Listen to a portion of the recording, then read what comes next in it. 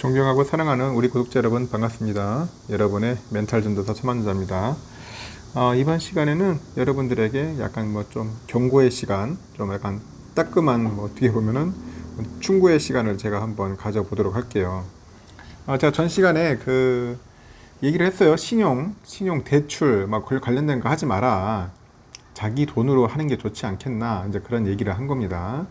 지금 기사를 보니까 기사가 상당히 안 좋아요, 지금. 너무 지금 주식 관련된 대출, B2, 상당히 많이 늘었습니다. 전 시간에 얘기했죠. 잔고 주수가 지금 8월 달에 32.7%나 급증을 했어요. 코스피 시장 전체는 3.1% 밖에 늘지 않는데, 지금 잔고 주수가 많이 늘었다. 특히 신용을 많이 쓰면 안 좋습니다. 왜냐면은, 자꾸 외국인들의 매도 공세가 이어져요. 제가 볼 때는 이 B2 개미들을 알아. 기관들은 잘 알아. 기관하고 외인들은 알아요. 얼마나 쓰고 있는지. 모든 정보를 기관하고 외인들이 안 갖고 있을 것 같아요. 막 모니터링 합니다. 애들. 해가지고, 가장 나약한 힘든 이런 B2 관련자들을 집중적으로 공격하는 거야. 가장 좋은 게 뭐야? 주가 떨어뜨리는 거예요. 한 30% 늘었으니까 최소한 이 B2 자들만 씨를 말려도 30% 먹는 거야. 어떻게든지 주가 떨어뜨려가지고 주가 폭락하면 어떻게 되겠어요? 완전 반대 매매 나오잖아요. 그럼 결국 자기는 손실로 나가는 겁니다. 나가 떨어지는 거죠. 못 버팁니다, 여러분들. 못 버텨요. 그래서 이제 이런 부분들이 상당히 제가 좀 중요하고 어떻게 보면 경각심을 좀 가져야 한다. 어떤 분들은 신용 레버리지 잘 쓰면 되지 않느냐, 그게 또 현명한 투자자 아니냐 하는데, 고수들은 괜찮아. 고수들은 괜찮고, 전문가들이야. 난 아무 말 안 해요. 자기들 알아서 하니까. 혹시나 초보나 주린이 분들이나 잘 모르는데 괜히 또 한번 이번 기회에 한번 배팅 해보겠다고 해가지고 들어오신 분들이 혹시나 있을까봐 제가 이렇게 알려드리는 겁니다. 이런 부분들도 여러분들 잘 참고하셔서 투자를 하셔야 돼요. 그래야지 나중에 피해 안 봅니다. 지금 6만 전자, 5만 전자 내려가는 게 중요한 게 아니라니까, 지금. 이런 부분들 항상 우리가 주의를 갖고 하셔야 돼요. 완전 양날의 칼이에요, 칼. 완전 칼입니다. 양날의 칼. 완전 이거는 좋을 수도 있고 안 좋을 수도 있는데 상당히 위험해요. 지금 엄청나게 늘었어요. 지금 쭉 늘고 있어요. 월별 잔고가 지금 25조 원 정도 된다고 하니까 왜 이렇게 많이 지금 빚 땡겨 쓰는지 모르겠어요. 지금 없으면 없는 대로 살면 되는데, 이상하게도 사람들이 많이 쓰는 것 같아, 생각외로. 지금 왜 그런지 모르겠어. 이 돈이, 이게 남의 돈 쓰는 게 좋은 게 아닙니다. 투자는 항상 자기 돈으로. 절대 레버리지는 이거 함부로 이렇게 하는 게 아니에요. 레버리지는 최소한 그래도 뭔가 상승할 때 베팅을 해야지, 하락할 때 베팅하는 게 좋은 게 아니거든요. 상승장이 아니야. 지금 모든 장들이 지금 하락장이고 횡보장이기 때문에 레버리지 잘못 썼다가는 그냥 골로 갈 수 있습니다. 골로. 그래서 항상 이런 부분들 조심하라는 차원에서 내가 다시 한번 여러분들께 이제 얘기를 드리는 거예요. 좀 여러분들 좀 약간 이해해 주셨으면 좋겠습니다. 따끔한 질책이라 하더라도 듣다 보면 나쁘진 않아요.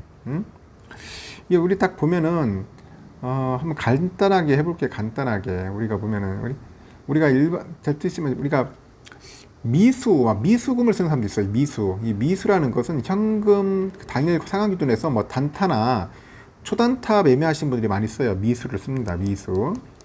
미수하는 분은 보통 D 플러스 2일 정도에 이제 상환을 해야 돼요. 미상환 시에는 D 플러스 3일 정도에 이제 반대 매매가 자동으로 나갑니다. 반대 매매.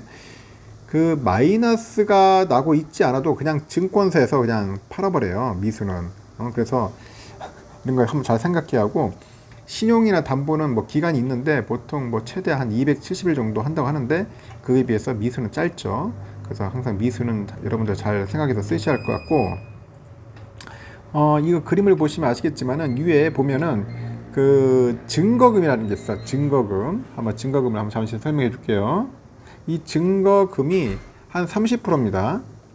여기 보면 30%인데 이 30%는 내 돈 3천만 원이 있으면은 7천만 원을 미수를 포함해 가지고 한 1억 정도의 한 이마트 주식을 매수할 수 있다는 겁니다. 쉽게 말해서 1억의 증거금 3천만 원, 3천만 원 있으면은 한 7천 정도 미수를 포함해서 1억 정도를 살 수 있겠구나. 이제 그런 의미를 말하는 거고요. 여기 보면 또 담보 있어. 담보 140%. 이건 뭐냐? 쉽게 말해서 빚이 이제 1억이면은 내 계좌에서 예수금 있죠. 예수금 플러스 주식을 포함해 가지고 최소한 1.4억 정도는 있어야 돼요. 1.4억. 1.4억은 있어야 한다. 1억 4천. 그래서 만약 담보 비율이 만약에 140% 이하로 떨어졌다. 그럼 어떻게 해서 반대매매 나가요. 반대매매 이런 거 조심해야 합니다. 그래서 이제 담보와 또 신용은 비슷한데 일반적으로 담보대출을 한번 설명한다면은 우리가 담보대출은 내가 가진 주식을 약간 담보로 한 70%나 한 80% 정도의 그런 빚을 땡겨 쓰는 거예요. 담보대출. 예를 들어 계좌에 이마트 주식 1억 원어치가 있다. 이마트 1억이 있으면은 쉽게 말해서 1억의 주식이 있어요. 1억의 주식이 있다. 그러면은 담보 우리가 하면 70% 땡겨 쓰겠죠. 7천원 빚을 쓰는 거예요. 빚 쓰고 이 7천의 빚을 가지고 이제 삼성전자 사가지고 삼성전자 사면 어떻게 되는 겁니까? 7천만 사면은 총 1억 7천 갖고 있겠죠. 여기 1억 7천을 가지고 또 한번 담보대출 받을 수 있어.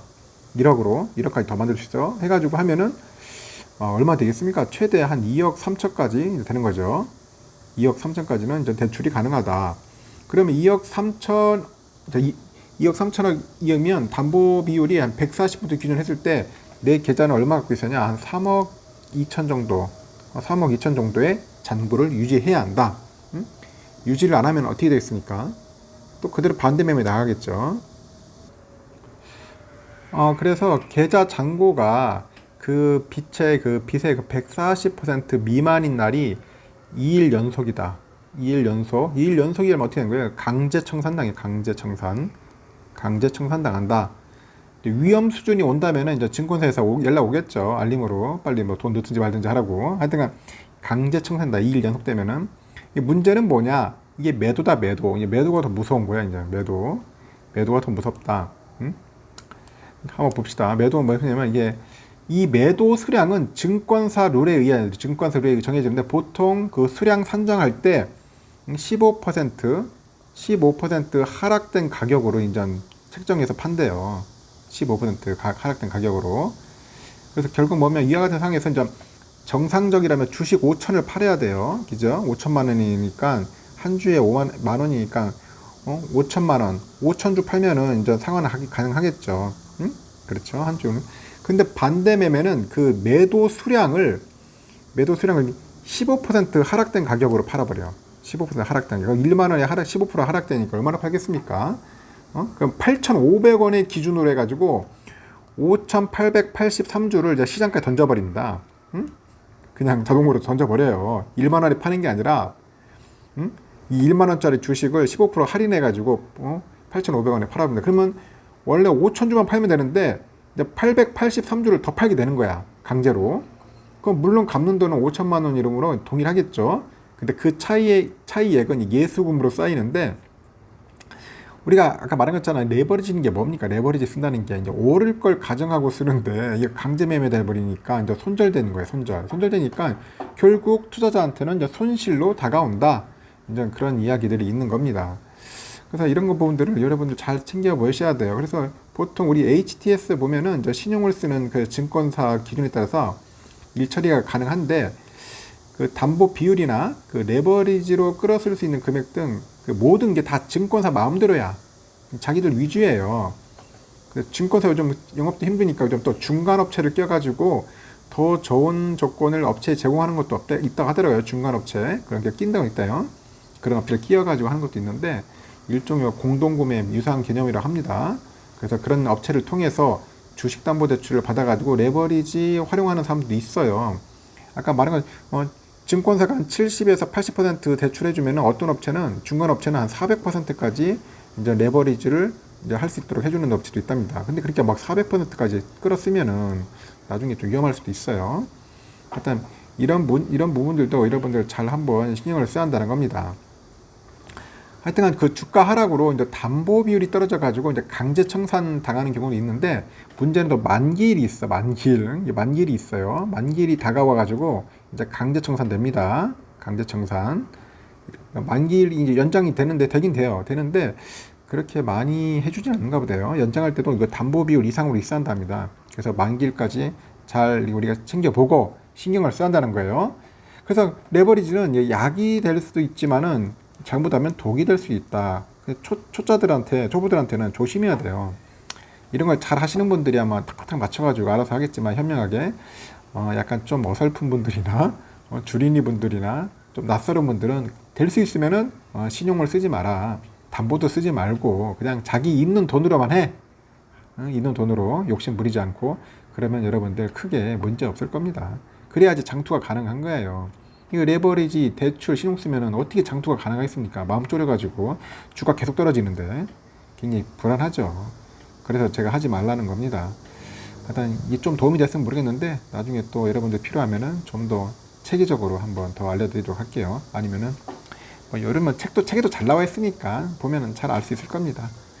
여러분들 저녁 맛있게 드시고요. 다음 시간에 뵙도록 해요.